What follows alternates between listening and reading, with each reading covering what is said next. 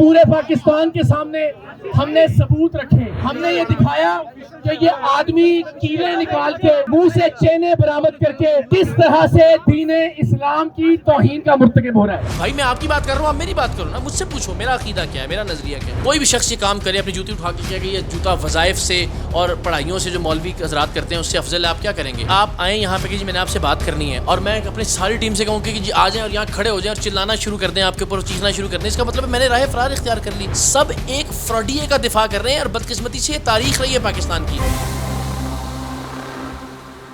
ہم نے یہ دکھایا کس طرح اس کے آستانوں پر آنے والے لوگوں سے زبردستی کر کے انہیں ڈرا دھمکا کے ان سے پیسے وصول کیے جاتے ہیں لنگر جیسی اور نذرانے جیسی محترم چیزوں کے نام پہ.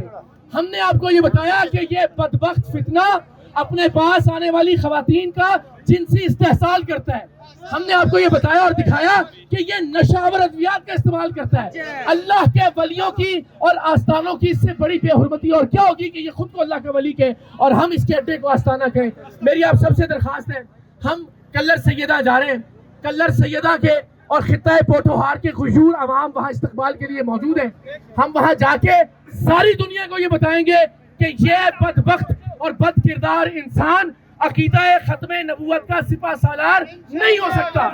ہم اس کو بتائیں گے کہ یہ اللہ کے ولیوں کا نمائندہ نہیں ہو سکتا، یہ آستانوں کا، یہ خانقاہوں کا نمائندہ نہیں ہو سکتا، نہ یہ دین اسلام کا نمائندہ ہے، نہ یہ پاکستان کا نمائندہ ہے. تو میری ہاتھ باندھ کے آپ سب سے یہ اپیل ہے، پاکستان کے لیے، اسلام کے لیے، پیارے آقا صلی اللہ علیہ وآلہ وسلم کی حرمت کے لیے ہم سب نے مل کر یہ جدوجہد کرنی ہے. یہ اقرار الحسن کی لڑائی، یہ اقرار الحسن کی لڑائی نہیں ہے، یہ ہم سب کی لڑائی ہے. اور لڑائی یہ نہیں کہ ہم نے خدا نہ خواستہ بزور بازو کچھ کرنا ہے. ہم نے انشاءاللہ اپنی آواز بلند کرنی ہے.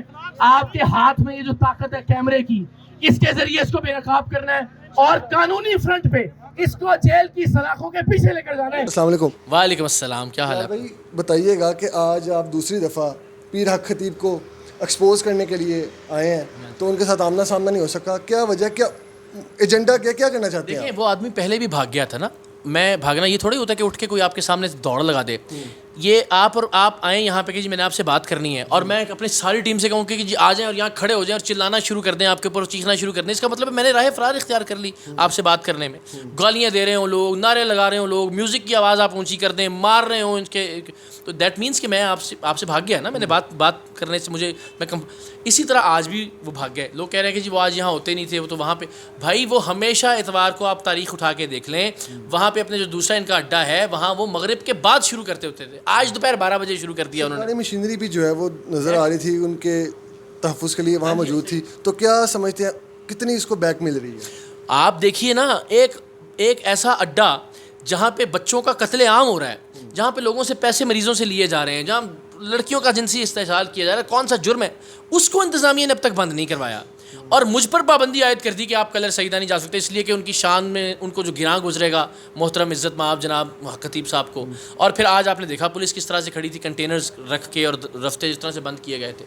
تو میں یہ سمجھتا ہوں کہ اس کا مطلب ہے ادارے، حکمران، حکومت، انتظامیہ سب ایک فراڈیے کا دفاع کر رہے ہیں. اور بدقسمتی سے یہ تاریخ رہی ہے پاکستان کی کہ یہاں لٹیروں کا دفاع کیا جاتا رہا ہے، یہاں ٹھگوں کا دفاع کیا جاتا رہا ہے، یہاں ڈاکوؤں کا دفاع کیا جاتا رہا ہے. اس کے لوگ جو کہہ رہے ہیں یا سوشل میڈیا پر کہا جا رہا ہے کہ اقرار الحسن صاحب کی ان کے ساتھ کوئی ذاتی دشمنی ہے، وہ کہہ رہا ہے وہ آپ کی بیگمات کی تصاویر جو ہیں سوشل میڈیا پر چل رہی ہیں کہ پہلے اپنے گھر میں اسلام لائیں، اس طرح کے معاملات چل رہے ہیں، تو کیا سمجھتے ہیں کچھ ذاتی معاملات تو نہیں ہے اس میں؟ نہیں ہرگز نہیں. آپ دیکھیں نا، آپ تحقیق کر لینا کہ اس کے اندر میرا ان کے ساتھ کیا ذاتی معاملہ ہے. میں اور کیا ذاتی معاملہ تب ہوتا جب یہ واحد آدمی ہوتا جس کے خلاف میں نے یہ کارروائی کی ہے.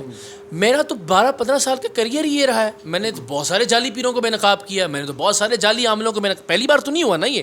ہاں یہ ضرور ہے کہ یہ ایک الگ لیول کا جعلی عامل اور پیر بن گیا ہوا تھا پچھلے کچھ عرصے کے دوران. تو یہ کون سا میں نے پہلی بار کیا کہ لوگ کہنے لو جی اچانک سے یہ تو کوئی اپنا ٹاک شو کرتے تھے اور اچانک خطیب کے خلاف ہو گئے، یہ وہ پرسنل ایشو ہے. آپ کے والد صاحب کے خلاف بھی انہوں نے کوئی الزامات لگائے ہیں، ان میں کتنی صداقت ہے؟ دیکھیں میں نے وہ بالکل اس کو فالو نہیں کیا. میں یہ بات بارہا ہر پلیٹ فارم پہ کہہ چکا ہوں اور آج نہیں کہہ، میں پچھلے بہت عرصے سے یہ بات کر رہا ہوں. جب میرے والد کا ذکر ہوا ہے کبھی تو میں نے بتایا کہ بھائی وہ بچپن میں مجھ سے میرے والدین کی علیحدگی ہو گئی تھی اور وہ اس کے بعد انہوں نے شادی کر لی اور پھر ظاہر ہے وہ اپنے فیملی کے ساتھ پاکستان کے باہر رہتے رہے. میں جرمنی گیا تو ظاہر ہے میرے والد میں سے ملاقات ہوئی, مگر ان کا کیا عقیدہ ہے, ان کا کیا نظریہ ہے, وہ کیا سوچتے ہیں, اس سے میرا کوئی تعلق نہیں ہے. میری پرورش میری والدہ نے کی ہے جو کہ صحیح العقیدہ ایک سنی ہے. تو ان کی پرورش میں بڑا ہوا ہوں, اور میں اپنی بات کا جواب دوں نا. میں یہ تو نہیں پوچھ رہا کہ خطیب صاحب کے ابو کیا کرتے تھے, پیر مسنجف علی سرکار جو ہے نا وہ اجوین پہ دم کر کے کرتے تھے, کتنے لوگوں کا آرامات. میں نے تو اس پہ بات نہیں کی. اور بھائی میں آپ کی بات کر رہا ہوں, آپ میری بات کرو نا, مجھ سے پوچھو میرا عقیدہ کیا ہے, میرا نظریہ کیا ہے, اسی میں وضاحت. تو یہ گول گول گھمانے کا مطلب یہ ہوتا ہے کہ جب آپ کے پاس کوئی جواب نہ ہو, کبھی آپ فیملی پہ اٹیک کرتے ہیں, کبھی آپ فضولیات کے پیچھے چھپنے کی کوشش کرتے ہیں. آپ نے ان کی کرامات کو بھی ایکسپوز کر دیا, آپ نے اسے ایکسپوز تو کر دیا, اب کیا چاہتے ہیں اس کے ساتھ؟ میں کہتا ہوں پاکستان کے عوام کیا چاہتے ہیں. اگر ایک آدمی جوتا اٹھا کے اس جوتے کو کہ جی یہ اللہ کے ولی کا جوتا ہے نعوذ باللہ, اور یہ جوتا جو ہے علماء سے افضل ہے, یہ جوتا اللہ کے کلام سے افضل ہے, اس کے خلاف کیا ہونا چاہیے؟ کوئی بھی شخص یہ کام کرے اپنی جوتی اٹھا کے کیا کہ یہ جوتا وظائف سے اور پڑھائیوں سے جو مولوی حضرات کرتے ہیں اس سے افضل ہے, آپ کیا کریں گے, کیا کہیں گے اس کے خلاف؟ ایک ایسا آدمی جو بچوں اور بچیوں کا علاج رکوا دیتا ہے اور بچے اور بچیاں مر جاتے ہیں, اسے آپ قاتل نہیں کہیں گے, اس کے خلاف قانونی کارروائی. یہ میرے بنیادی مطالبات ہیں کہ وہ آدمی جو یہ کیلیں اور چینیں, یا تو علماء کہہ دیں کہ یہ کیلیں اور چینیں نکالنا عین شریعت اور طریقت ہے اور قرآن و سنت کے مطابق ہے, میں خاموش ہو جاتا ہوں. کہتے ہیں سلاخوں کے پیچھے ہونا چاہیے اسے. اس کے علاوہ کیا ہونا چاہیے ایک ایسے آدمی کے ساتھ جو توہین مذہب کا مرتکب ہو رہا ہے, جو توہین قرآن کا مرتکب ہو رہا ہے, جو توہین اولیاء کا مرتکب ہو رہا ہے. مجھے لگتا ہے کہ وہ دین کا, اسلام کا, ختم نبوت کے عقیدے کا سب کا بدقسمتی سے استعمال کر رہا ہے. کب تک اس معاملے کی پیروی کریں گے آخر میں یہ بات؟ میں جب تک میری سانس میں سانس ہے.